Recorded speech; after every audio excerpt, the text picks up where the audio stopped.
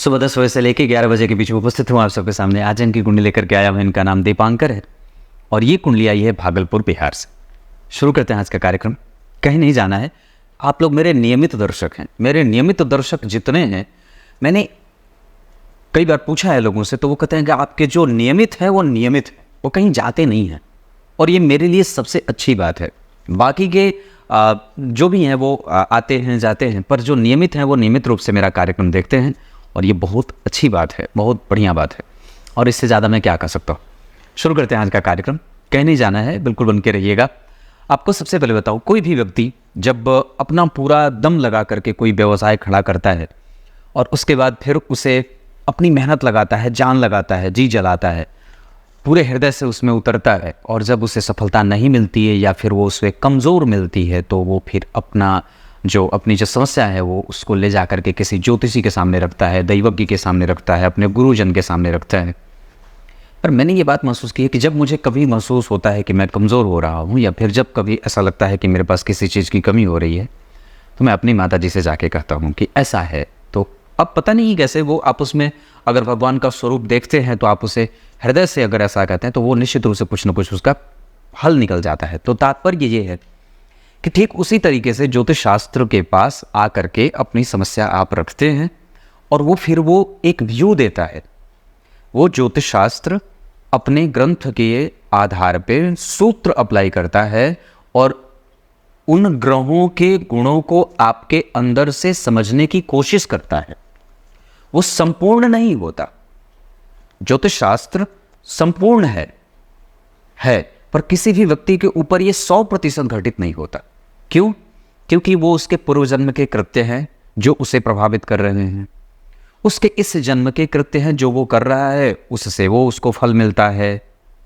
उसके बाद उसके संस्कार कैसे हैं, वो अपने आसपास कौन से वातावरण में पल बढ़ रहा है, और उसके बाद जो चीज़ें 60 से 70% होती हैं वो ज्योतिष में काम करती हैं, उस व्यक्ति को प्रभावित करते हैं। तो कहने का अर्थ ये भी है कि वो ज्योतिषी दैवज्ञ जो ज्योतिषी है वो उनकी कुंडली में बैठे ग्रहों के आधार पे उनके अंदर के नेचुरल बिहेवियर को पकड़ता है, उनके गुण दोषों को पकड़ता है और फिर कहता है कि आपको इस चीज़ की आवश्यकता है, आप इसमें जाइए, आपके अंदर ये गुण ज़्यादा है तो आपको इस क्षेत्र में जाना चाहिए, आपके अंदर ये गुण ज़्यादा है तो आप इस चीज़ को विकसित करिए, या इस चीज़ की कमज़ोरी है तो इसको आप आगे बढ़ाइए। ये काम ज्योतिष का है।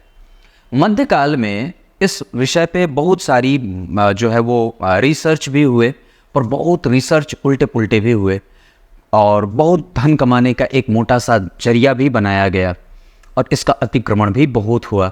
अब ये अवस्था जो है वो ज्योतिष को परिभाषित करती है गलत तरीके से, और इस पे अपने ही लोग जो हमारे सनातन धर्म के हैं ये धर्म शास्त्र पे टिप्पणी करने लगते हैं और कई बार इन पे हंसी भी उड़ा देते हैं। पर ये एक अद्भुत और अलग बात है। पर तात्पर्य ये है कि अगर कोई व्यक्ति जब हर तरीके से निराश होता है तो वो एक ऐसी शक्ति को ढूंढने की कोशिश करता है जहां उसे कभी भी वो बात समझ में आई ना हो, या कभी भी उससे उसका कोई पाला ना पड़ा हो, पर फिर भी अपनी समस्या को उससे समझना चाहता है, वो एक अलग एंगल से समझना चाहता है। वही है ज्योतिष शास्त्र। इसमें वो आपकी भरपूर कोशिश करता है कि आपकी वो मदद करे। जैसे ये व्यापार करते, पर इन्होंने कहा कि पंडित जी मैंने बहुत सारे व्यापार बदले हैं पर मुझे अभी तक बहुत अच्छी और ऊंची सफलता नहीं मिली है, क्या ये कुंडली ऐसी है कि व्यापार में सफल हो?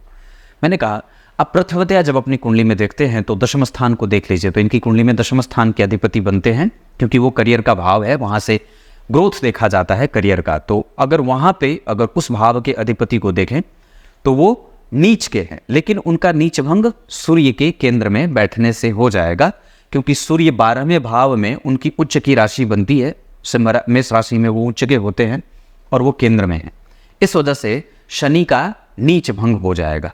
नवांशा कुंडली में शनि जो बैठे हैं वो वृश्चिक राशि में बैठे हैं, जो कन्या लग्न की कुंडली के लिए मेहनत कराने वाला या अच्छे भाव का अधिपति नहीं होता है। वृश्चिक लग्न के अधिपति मंगल, मतलब यहाँ पे तो शनि बहुत अच्छे भाव के अधिपति थे, नवम और दशम के, लेकिन यहाँ पे वो कमज़ोर हो रहे हैं। यहाँ पे प्रथमतया वो नीच के थे, बाद में चल के उनका नीच भंग हुआ। और वृषभ लग्न की कुंडली के लिए सूर्य बड़े अच्छे ग्रह बनते हैं, सुखेश होते हैं, और इस कुंडली के लिए वो कहीं ना कहीं पंचम भाव के अधिपति बुध इस कुंडली का सर्वोत्तम एक अच्छा ग्रह होता है धनेश और पंचमेश होकर के। तो धन तो ठीक है, सूर्य भी ठीक बैठे, दिग्बली हैं, बहुत अच्छी स्थिति में हैं, पर वो ग्रह परिणाम क्यों नहीं कर रहा है? तो लग्न कुंडली में उसने अपने आप को कमजोर किया, लग्न कुंडली में उन्होंने अपने आप को कमजोर किया, नवमांश कुंडली में भी कमजोर हुए, दशमांशा कुंडली में वो तुला लग्न की कुंडली के लिए सबसे अच्छे ग्रह के रूप में परिभाषित करते हैं, खुद को प्रतिष्ठित करते हैं चतुर्थ और पंचम के अधिपति होकर के, पर यहां भी वो शत्रु के घर में बैठ रहे हैं।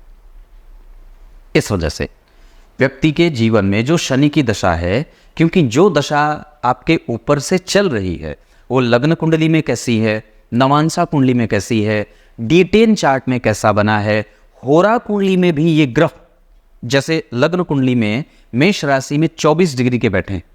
अब ये जो शनि का होरा बनेगा, जो होरा कुंडली बनेगी, जो धन के लिए विशेषतया देखी जाती है, उसमें जो शनि का जाना है वो जाएंगे सूर्य के होरा में, है ना।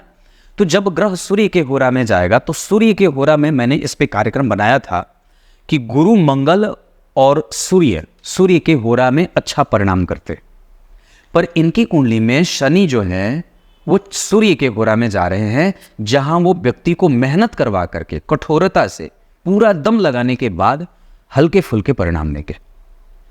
लेकिन इनके बाद जो आने वाली दशा है, जो बुध की, अभी बहुत अच्छी बात बताऊंगा, नक्षत्रवा की है, तो आगे जो इसके बुध वाली जो दशा आएगी उसमें बुध इस कुंडली के लिए सबसे अच्छे ग्रह के रूप में बनते हैं, पंचम और द्वितीय के अधिपति, मतलब धन से संबंधित चीजें अभी आई नहीं है, अभी व्यक्ति को भाग्य का सुख मिल नहीं रहा था, क्योंकि भाग्य भाव में शुक्र के संग राहु बैठे थे, लग्नेश भाग्य भाव में बैठे, इस वजह से व्यक्ति विष्णु का भक्त होता है, गुरुजनों का भक्त होता है, उसके अंदर धर्म सदैव समाहित रहता है।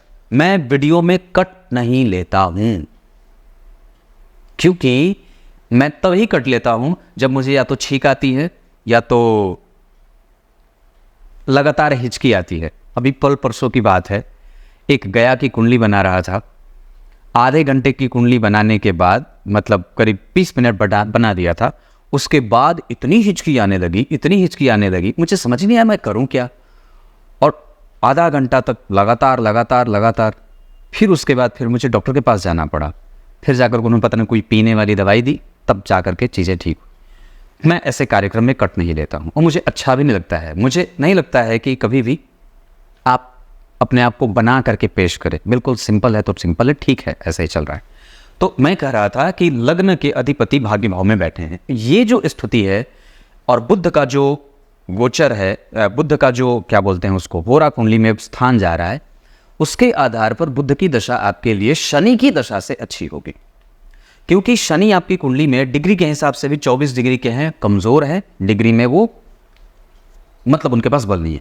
लेकिन बुध के पास जो डिग्री है वो 6 डिग्री के है, वो बढ़ाएंगे अपने आप को। और इस कुंडली में जो चंद्रमा है, और जो चंद्रमा की स्थिति है वो कन्या राशि में, और कन्या राशि के अधिपति जिस राशि में बैठे हैं चंद्रमा, उस राशि का अधिपति बुध उन्हें देख रहा है, नीच का ही है, पर नवांशा कुंडली में लग्नेश होकर के, पुच्चाभिलाषी होकर के लग्न को शुभकर्त्री लगाने का कारण भी बन रहा है।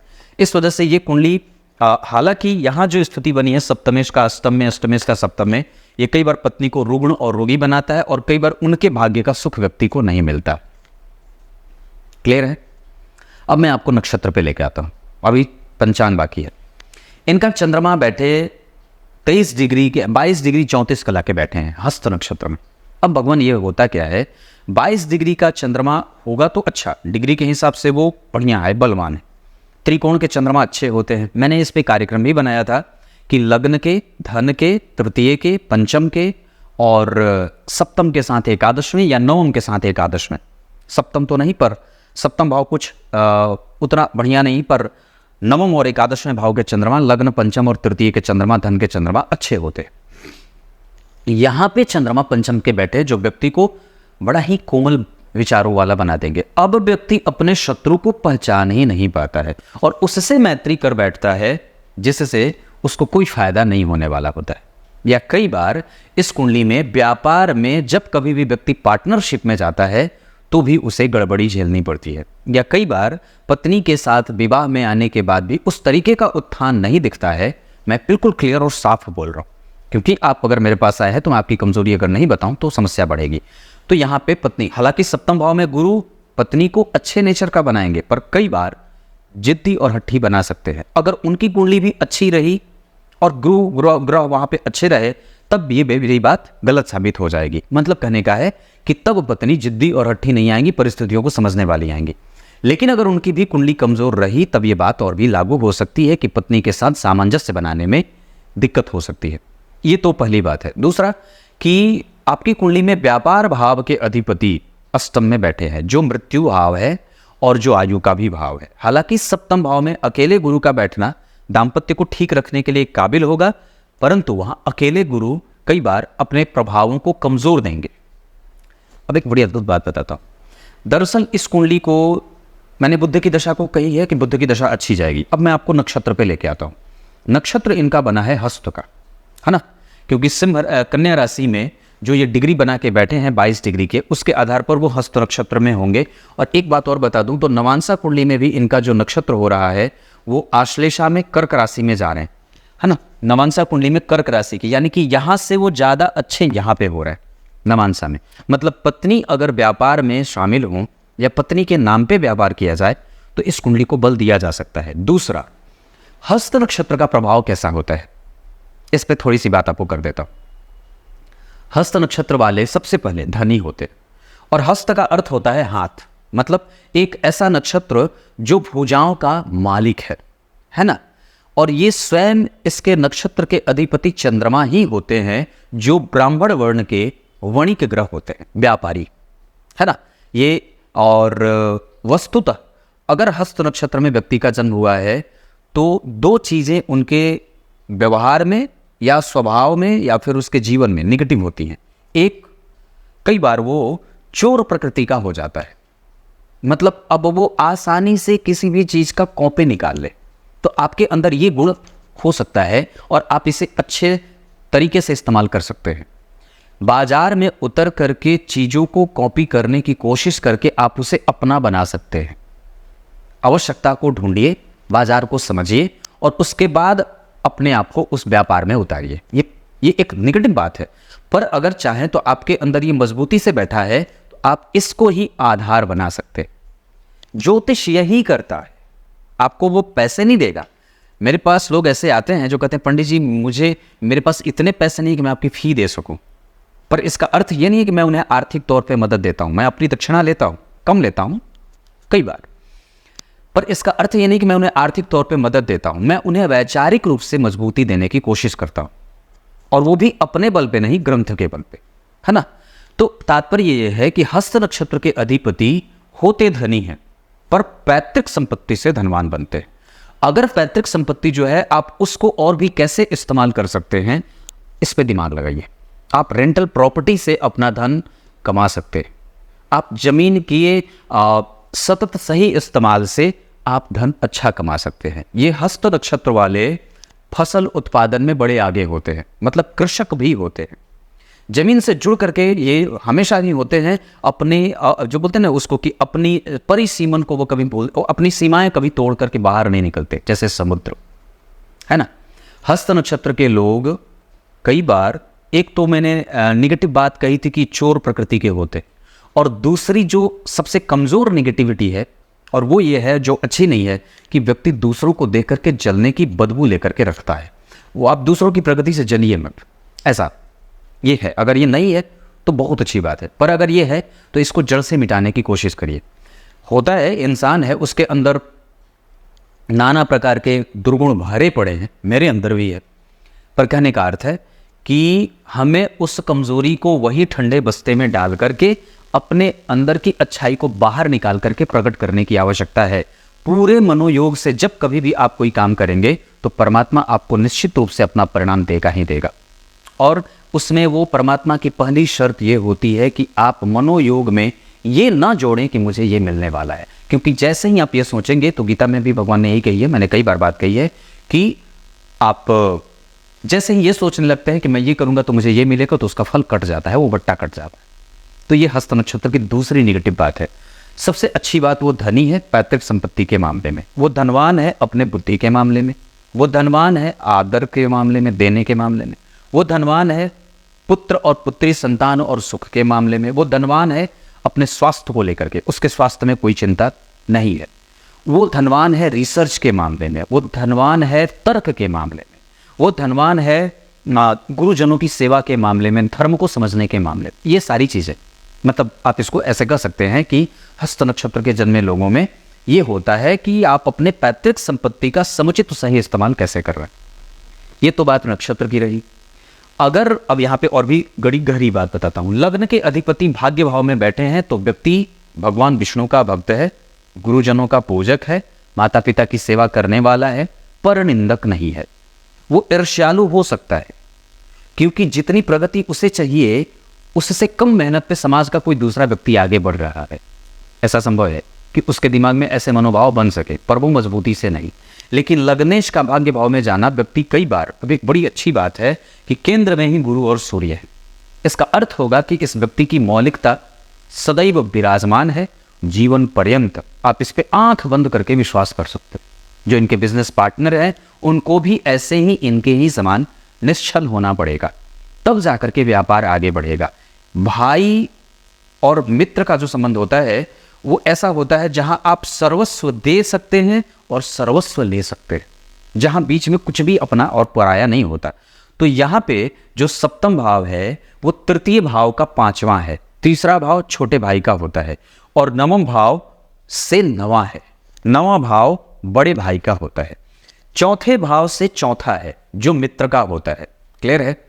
और दुश्मन से दूसरा है, मतलब छठवें भाव से दूसरा है। तो छठवें भाव से दूसरा होने से वो कई बार अपने दुश्मनों को भी कैसे दुश्मनों से धन निकालना है वो उसे बहुत अच्छे तरीके से आता है। और इनको मित्रता से सुख भी है, पर सामने वाला जो बिजनेस पार्टनर है, चाहे वो पत्नी ही क्यों ना हो, चाहे व्यापार में जो साझेदार है वही क्यों ना हो, उनको भी आंख बंद करके एक दूसरे पे विश्वास करते हुए अगर काम आगे बढ़ाया जाए तो निसंदेह ये कुंडली सफल होगी। इस कुंडली के लिए 6 अंक अच्छा है, इस कुंडली के लिए सूर्य अच्छे होते हैं, इस कुंडली के लिए बुध अच्छे होते हैं, इस कुंडली के लिए शनि भी बहुत अच्छे होते हैं। मतलब इस कुंडली के लिए शनि अच्छे, बुध अच्छे, सूर्य अच्छे। लेकिन इस कुंडली में अब कमजोर कौन होते हैं? तो इस कुंडली के लिए कमजोर होते हैं मंगल, जो सप्तम के साथ साथ 12वें के, और दूसरे नंबर पे कमजोर होते हैं गुरु, जो अष्टम के साथ साथ एकादशवें के अधिपति। मतलब मैंने बात कही थी, आप लोग मेरा कार्यक्रम पता नहीं देखते हैं कि नहीं देखते हैं, पर जो रेगुलर देखता है वो जरूर जानता है। मैंने बात बताई थी कि देवगुरु बृहस्पति कोई भी ग्रह शुभक और पापक नहीं होता। किसी भी कुंडली के लिए कोई भी ग्रह कभी भी शुभक और पापक नहीं होता है। वो इस बात पे निर्भर करेगी बात कि कौन शुभक और कौन पापक है कि उसको भाव कौन सा मिला है। गुरु नैसर्गिक रूप से शुभग्रह होते हैं, नैसर्गिक रूप से शुभग्रह होते हैं, पर इस कुंडली के लिए वो शुभग्रह नहीं बनेंगे। इस कुंडली के लिए वो सर्वाधिक पापक ग्रह बनेंगे, और इसी के कारण व्यक्ति जो सोचता है वो कई बार होता ही नहीं है, और जो नहीं सोचता है वो कई बार हो जाता है। अब आपको मैं इनके दशमांसा पे लेके आता हूं। दशमांसा कुंडली में लग्न के अधिपति को देखिए अष्टम में बैठे हैं। मतलब क्या है? मैंने इस पे दशमांसा कुंडली में कार्यक्रम बनाया था, अभी कल भी मैंने दशमांसा कुंडली पे एक कार्यक्रम बनाया है कि लग्न के अधिपति अगर 6वें, 8वें, 12वें बैठेंगे तो अब वो व्यक्ति अपने करियर को लेकर के शुरू से ही सजग नहीं रहेगा और कई बार वो गच्चा खाएगा। परिणाम उसके मिलेंगे। हो सकता है कि उसके माता पिता के पास एक अच्छी खासी संपत्ति हो या अपनी एक अलग पहचान है ना, लेकिन अब जब उसको अपने बल पे करने की बारी होगी तो उसके जीवन में समस्याएं रहेंगी। अब वो अचानक से उसके सारे काम एक बार में ना बन के, 2 बार में ना बन के, तीसरी बार में बनेंगे। मतलब लग्नेश अगर दशमांसा कुंडली के अष्टम भाव में जा रहे हैं तो अब आप तकिया तले अपना गर्दन नहीं रख सकते। अब आपको सजग होकर के बिस्तर पे उतर करके, बिस्तर से उतर करके आपको कर्म में लगना होगा। और अगर नहीं लगेंगे तो ये लग्नेश आपको उठने नहीं देंगे, क्योंकि लग्नेश होकर के वो अष्टम भाव में बैठे हैं और राहु की दृष्टि लग्न पे है। धन भाव में गुरु और सूर्य बैठे हैं। इस व्यक्ति की मोरालिटी इतनी अच्छी है कि कई बार उसके कई लोगों ने उसका धन हरण भी किया है, नुकसान भी किया है, और विश्वास करके इन्होंने अपना धन गंवाया भी है। इस वजह से बहुत शांत, बहुत सावधान, विदेशी संपर्क, लोग और बाजार को समझिए। बहुत जल्दी आप अपनी आत्मीयता किसी के साथ रख देते हैं और आत्मीयता से जुड़ जाते हैं, और कई बार ये बाजार आपको धोखा दे देता है। पैसा कहाँ लगाना है, पैसा कहाँ नहीं लगाना है, व्यापारिक नेचर कैसी है, इसको और भी ज़्यादा अपग्रेड करिए, इस पे काम करिए कि आपका सबसे बड़ा दुश्मन कौन है और आपकी सबसे बड़ी कमजोरी क्या है। कमजोरी देखने की कोई आवश्यकता नहीं, मजबूती को लेकर के आगे बढ़िए, है ना। धीरे धीरे कमजोरी स्वतः समाप्त हो जाएगी।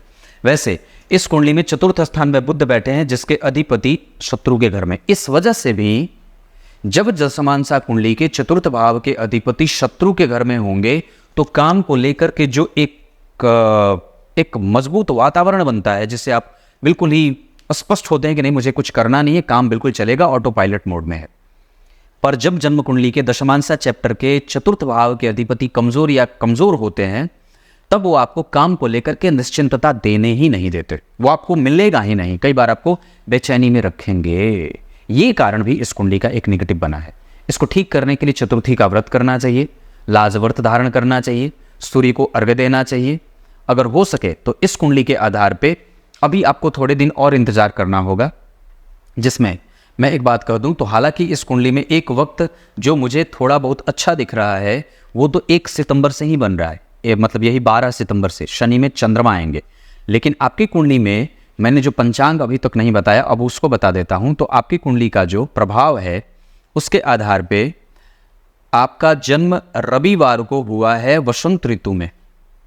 इस वजह से आप प्रेम ज़्यादा ढूंढते हैं और कई बार आप प्रेम को पा करके भाव बेवल होकर के प्रैक्टिकल विचारधारा को त्याग देते हैं, जिसके कारण आपको नुकसान हो रहा है। आपकी कुंडली में चंद्रमा कृष्ण पक्ष के हैं, इस वजह से व्यक्ति कई बार कड़वा तो नहीं बोलता, पर लोग आपको सही तरीके से समझ नहीं पाते। और आपकी कुंडली का चंद्रमा कृष्ण पक्ष के द्वितीय तिथि का होगा, क्योंकि वो जन्म कुंडली में कन्या राशि में बैठे हैं, है ना। और ये जो डिग्री है इनकी 22 डिग्री पे हस्त नक्षत्र में, ये डिग्री इनको कृष्ण पक्ष में लेके जाएगी। कृष्ण पक्ष के द्वितीय तृतीय तिथि के चंद्रमा होंगे और वो बुध से दृष्ट है, जिसके कारण व्यक्ति की कुंडली में ये बात भी सत्य सिद्ध हो रही है कि उसके निर्णय लेने की क्षमता कमजोर है, क्योंकि जिस राशि में सूर्य बैठे हैं उस राशि का अधिपति शनि नीच का है। तो इस कुंडली में अगर भाग्य भाव के अधिपति अष्टम में या द्वादश या 12 में जाएंगे तो भाग्य भंग योग लगेगा। लग्न के अधिपति का भाग्य में जाना महाभाग्यशाली योग। धन भाव के अधिपति का जन्म कुंडली में 12वें एकादश में जाना पर नीच का, मेहनत करवा करके और कई बार प्राप्त होने वाली चीज जो हाथ में आ जाती है वो भी निकल जाती है। तृतीय स्थान के अधिपति का पंचम में जाना, मेहनत करवा करके तब यश मिलता है। ये कुंडली कार्मिक कुंडली है। वैसे इस कुंडली में धर्म बहुत बढ़िया है, इस कुंडली में पूर्वजों का आशीर्वाद बहुत अच्छा है। पूजा पाठ से संबंधित सामग्री की दुकान, कॉस्मेटिक चीज़ों की दुकान, पेट्रोलियम सेक्टर में बिजनेस कर सकते हैं, जमीन की खरीद बिक्री में, ट्रांसपोर्ट का काम कर सकते हैं, कोयले का काम कर सकते हैं। इसके अतिरिक्त आप लकड़ी का कारोबार भी इस कुंडली में बनेगा। इसके साथ साथ आपकी कुंडली में बच्चों से संबंधित सारे आइटम आप कर सकते हैं, जैसे खिलौने और कपड़े, है ना। इसके बाद पंचम भाव के अधिपति का जन्म कुंडली में पंचम को देखना पर स्वतः नीच के हैं, जिनका नीच भंग गुरु के कारण हुआ है। तो 2 नीच भंग राजयोग इस कुंडली में बनेंगे। अतिरिक्त भाग्यशाली योग लग्नेश के भाग्य भाव में जाने के कारण बना है।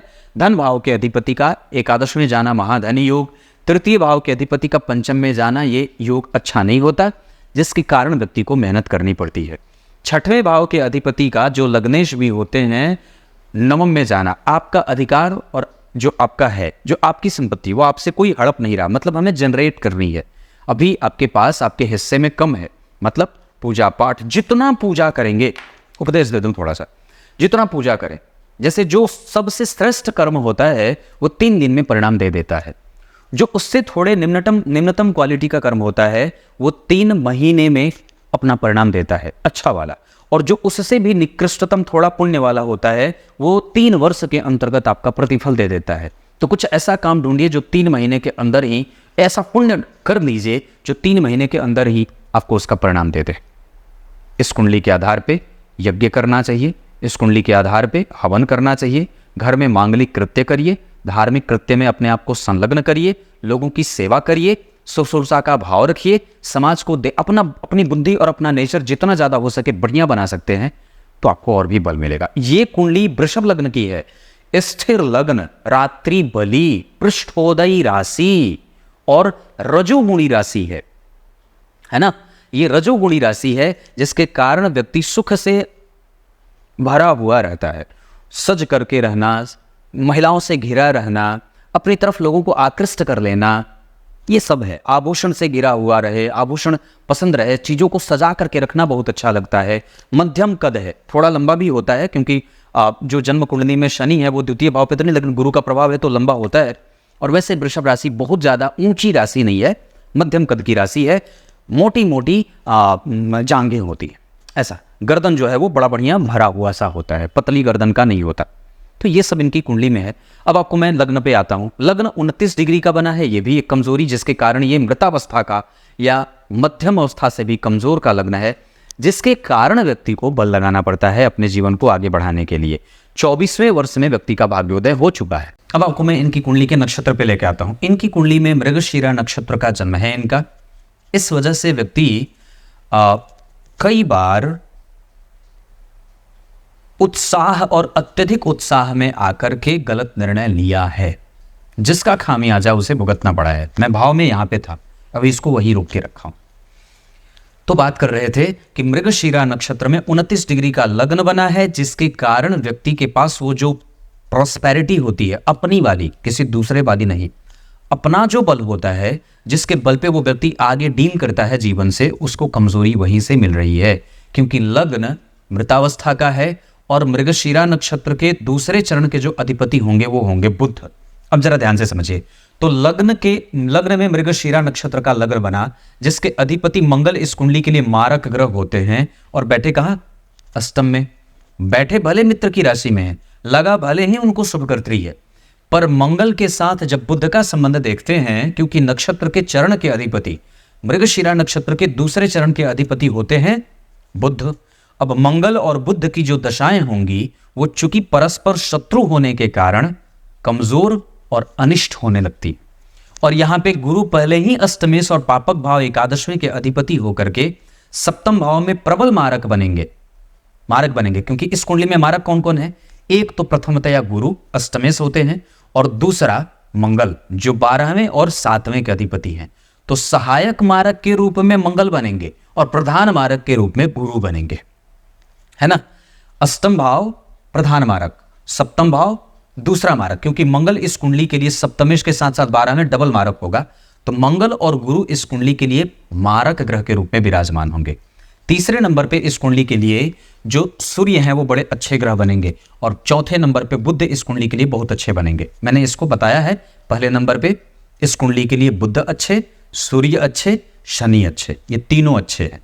लग्नेश इस कुंडली में भाग्य भाव में, इस वजह से व्यक्ति के पास भाग्य का सुख मिलता रहेगा, और भाग्यशाली भी है, आशावादी प्रवृत्ति लेकर के चलता है, सभी धर्मों का समान रूप से आदर करता है। इन सब चीजों में ये कुंडली कभी भी कमजोर नहीं है। 24वें वर्ष में व्यक्ति का भाग्योदय हो जाता है। और निस्संदेह एक बात कह दूं तो मंगल और बुध में से, जो मैंने कहा कि मंगल और बुध में से बुध की दशा भी अनिष्ट फल करेगी, पर उसी को मैंने क्लियर किया है होरा कुंडली के आधार पे और ग्रह के बैठने के आधार पे कि आने वाली बुध की दशा में इसको बल अवश्य मिलेगा। सूर्य जो बैठे हैं वो पूर्वा भाद्रपद के बैठेंगे, और गुरु व्यक्ति को नैतिकीय तत्वों से युक्त रखेंगे। चंद्रमा जिस स्थिति में बैठे हैं उसके आधार पर व्यक्ति व्यापार की तरफ आगे बढ़ता है।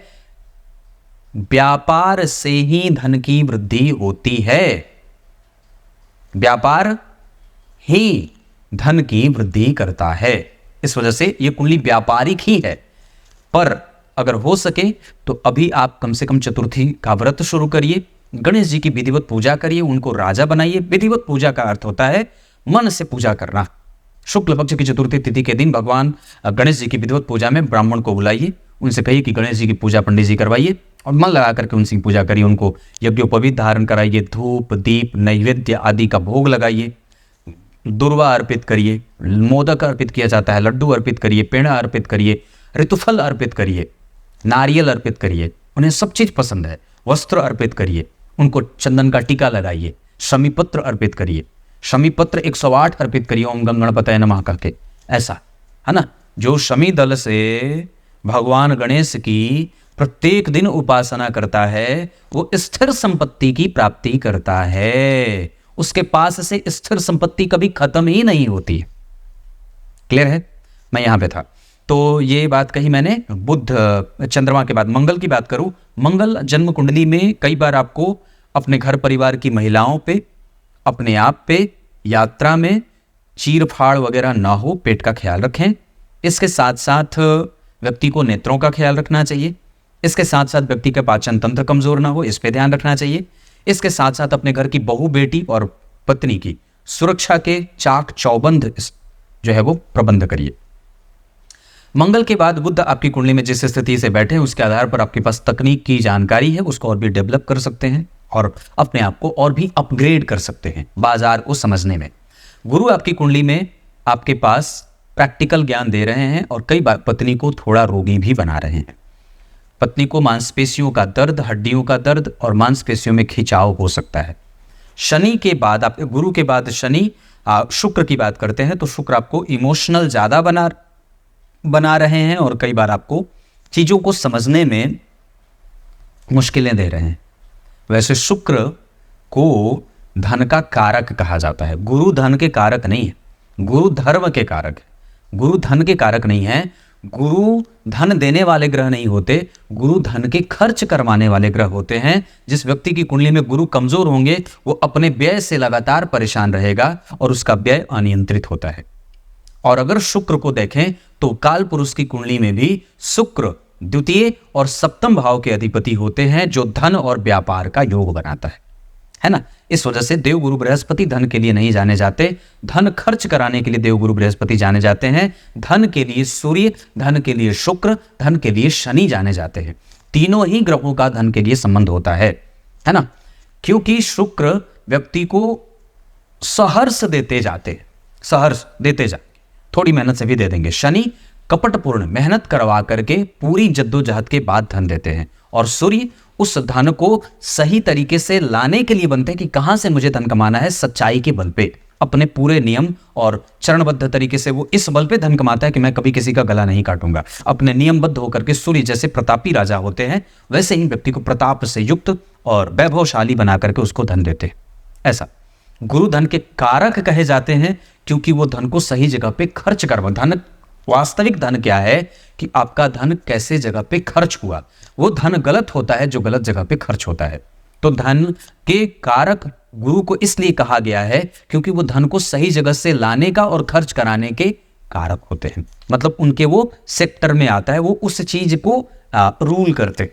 इस वजह से ये ग्रंथ की बात है, मैं अपने मन से नहीं बोल रहा। तो ये इतनी बात है। अब आइए आपको मैं इनकी कुंडली में 2-3 चीजें और बता दूं।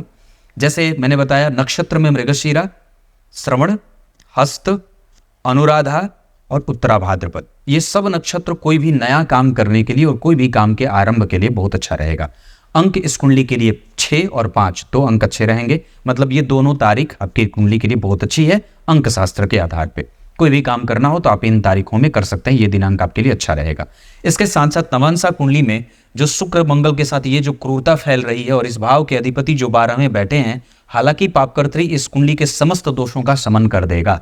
सप्तम भाव के अधिपति का द्वितीय भाव में जाना, पर शत्रु के घर में जाना और इस भाव के अधिपति का मंगल के साथ बैठना जो अष्टमेश है, इस वजह से गड़बड़ी हो रही है। बुध जन्म कुंडली में 12 जा रहे हैं, ये भी कई बार व्यक्ति को परेशानी करने का एक कारण बन जाता है। कारोबार में आप विदेश जाइए, अपने जन्म स्थान से जब तक दूर जाकर के काम नहीं करेंगे तब तक सफलता निश्चित नहीं होगी।